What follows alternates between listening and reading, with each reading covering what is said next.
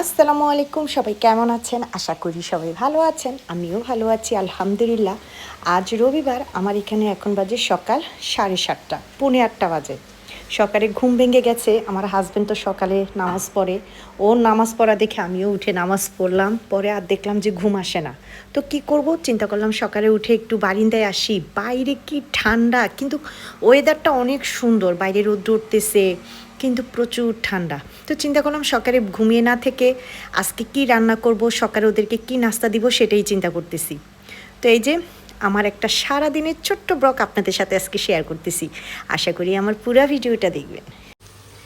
তো এইদিকে এই যে আমি রান্নাবান্না কি সকালের নাস্তাটা, রবিবারই একটা দিন সকালে সবারই আমি একটু নাস্তা দিতে পারি, যেমন আলু ভাজি করে, পরোটা, রুটি, ফুলকপি সবজি। আমার ঘরে পরোটা দিয়ে, রুটি দিয়ে এরকম আলু ভাজি আর ফুলকপি সবজিটা খুব পছন্দ করে আমার ছেলে, মেয়ে, আমার হাজব্যান্ড আলহামদুলিল্লাহ।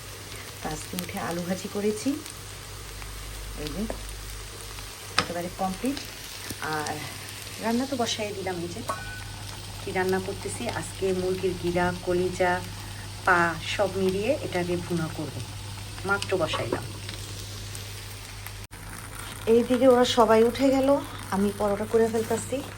এর মাঝে দেখি আয়াত কোথায় আছে। আয়াত উঠে গেছে, ফ্রেশ হয়েছে। আয়াত, আচ্ছা নামাজ পড়ে নাও। আমার ছেলে সবসময় গোসল করে আগে 2 রাকাত নামাজ পড়ে।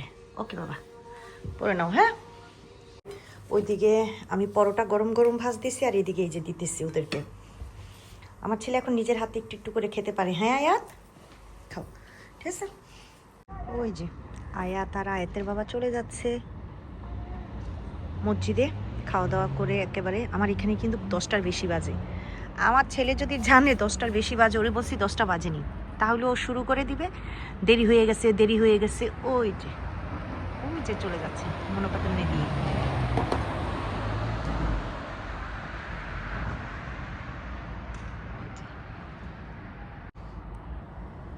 এই যে দিক দিয়ে দেখা যাবে ভালো করে, এই রাস্তাটা পার হবে তো, ওই যে হেঁটে পার হইতেছে।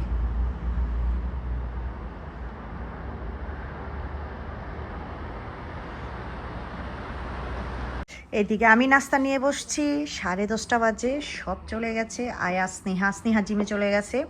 স্নেহা আয়াতকে নিয়ে চলে আসবে, আর আমি যাব ওর বাবার খাবার নিয়ে দুপুরে, আর একটু টিভি দেখতেছি।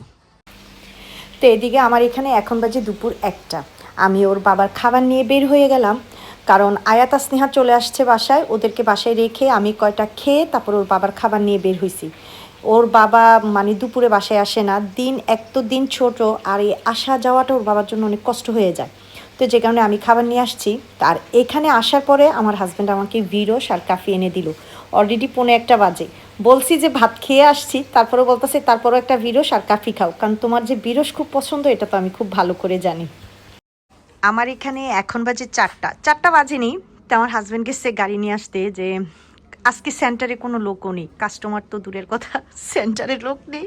এতক্ষণ হাজব্যান্ড ওয়াইফ বসে আসছিলাম, তো বললো যে চলো আমি একটু অর্জিনবী যাব, আর এই উসিলায় চলো তাহলে একসাথে বের হই দুজনেই। তো গাড়ি আনতে গেছে, তা ও আসলে আমরা সব বন্ধ করে দিব। অর্জিনবী ওর একটু কাজ আছে, কাজ সেরে তারপরে একটু ঘোরাঘুরি করে হাজব্যান্ড ওয়াইফ বাসায় চলে যাব। আয়াত আর স্নেহাকে বললাম যদি যাও তাহলে, বাবা তো গেছে, বাসার নিচে তো গাড়ি গ্রেজে বাবা নিয়ে আসতে গেছে, তাহলে আসলে আসো। আমার ছেলে মেয়ে যাবে না বলে ছেলেও বলতেছে না মা যাবো না, আমরা দোনো ভাই বোন বসে মুভি দেখতেছি। আচ্ছা ঠিক আছে। তোর বাবা বললো তাহলে আমি চলে নিয়ে আসি গাড়ি, তোর বাবা আসলে আমি বের হয়ে যাব। আমার হাজব্যান্ড চলে আসছে, আমি গাড়িতে বসি, সে ওই যে সব বন্ধ করতেছে। বসি বন্ধ করে তুমি আসো। বিসমিল্লাহ, ঠান্ডা রে ভাই।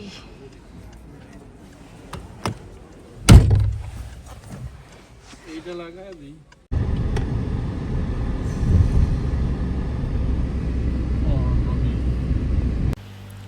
তো আমরা তো চলে আসছি অর্জিনবী, আমি আর আমার হাজব্যান্ডে। আমরা যেখান থেকে দোকানের মাল কিনি সেখানে, মানে আজকে আমরা কিনবো ভালিজা কিনবো, তারপরে আরও দেখি কি কেনা যায়, পছন্দ করে করে নেব। আর এখানে আসলে না মাথা পুরো ঘুরায়া যায়, এত সুন্দর সুন্দর ব্যাগের কালেকশান কি বলবো। মানে যখনই আমি এখানে আসি, আমার হাজব্যান্ড তো আমাকে ভালিজা চয়েস করতে বলতেছে কোনটা কোনটা নিব, আমরা 4-5টা নিয়েছি। আর এই যে ব্যাগের কালেকশন দেখলে মাথা পুরো পাগল হয়ে যায়। আমি যতবার আসি ততবারই কিন্তু একটা দুইটা আমি নিজের পার্সোনালের জন্য নিয়ে নিই। আমার হাজব্যান্ডে আমাকে ঘুরতে নিয়ে আসছে। এই যে গাড়ি দিয়ে আইসি, গাড়ি দিয়ে যাইতেছি, এটাই হচ্ছে ঘোরা। ওই যে দোকানের মাল কিনে গাড়ি ঘুরে একেবারে ভরছে, এবং সেন্টার থেকে ওনার আশেপাশের ওনার বন্ধুবান্ধবরা সব ফোন দিতেছে, ভাই আপনি কোথায় গেছেন, দোকান বন্ধ কেন, আসতেছেন না কেন? হ্যাঁ আসতেছি, বউ নিয়ে ঘুরতে বেরোইছি। একদম ঠাড়া মিশা কথাটা কইছে, আমার নিয়ে ঘুরতে না। যখন সে বলছে যে চলো আমরা কোথায় যাই, তখন আমি বলছি সে তো কাজ ছাড়া কোথাও যাবে না। পরে বললো যে চলো অর্জিনবী যাই। এই যে অর্জিনবী এসে মাল কিনছে, এটা নিয়ে এখন আমার নিয়ে আবার দোকানে যাবে। সেখানে মাল নামাবো, মাল গোছাবো, তারপরে কি করব, বাসায় চলে যাব। এই যে আইতেছি যাইতেছি, এটাই হচ্ছে ঘোরা। এই যে গাড়িতে বসছি না, বসে একটু এই যে তার সাথে আসছি, এটাই হচ্ছে আমার ঘোরা আজকে। এবং কি বলবে, কালকে তোর মাকে নিয়ে তো কালকে কত জায়গায় ঘুরলাম।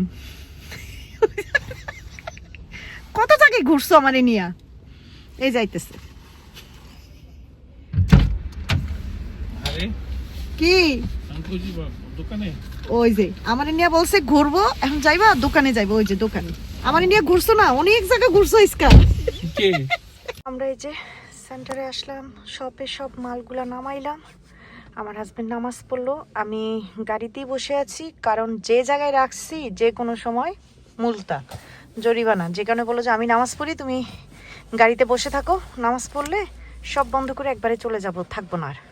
বাইরে ঠান্ডা, আর গাড়ি বেশিক্ষণ রাখা যাবে না। সমস্যা হচ্ছে আমরা গাড়ি কোন জায়গায় পার্কিং করব, কোথায় রাখবো, মানে কি যে একটা অবস্থা এই সেন্টারে গাড়ি ঢুকাইলে। এখন ওর বাবা নামাজ শেষ, আমরা চলে যাব। তো এদিকে আমরা মানে শপে থেকে একটু তাড়াতাড়ি চলে আসছি, একটু না অনেকটা তাড়াতাড়ি চলে আসছি, 6:30 দিকে বাসায় চলে আসছি। আসার পরে একটু গুছগাছ করে এখন আমি এখানে চিকেন তান্দুরি করতেছি। আর চিকেন তান্দুরির সাথে এরকম ওই যে আলু ফ্রাইটা না অনেক মজা লাগে, এটাও তান্দুরি করে ফেলবো আমি। আমার ছেলে মেয়ে এটার সাথে আলুটা খুব ভালো লাগে। তো এই যে সারাদিনের আজকে ছোট্ট একটা ভিডিও আপনাদের সাথে শেয়ার করেছি। যদি ভালো লাগে তাহলে অবশ্যই লাইক আর কমেন্ট করে জানাবেন, আর সবাই আমার পরিবারের জন্য দোয়া করবেন। আল্লাহ হাফিজ।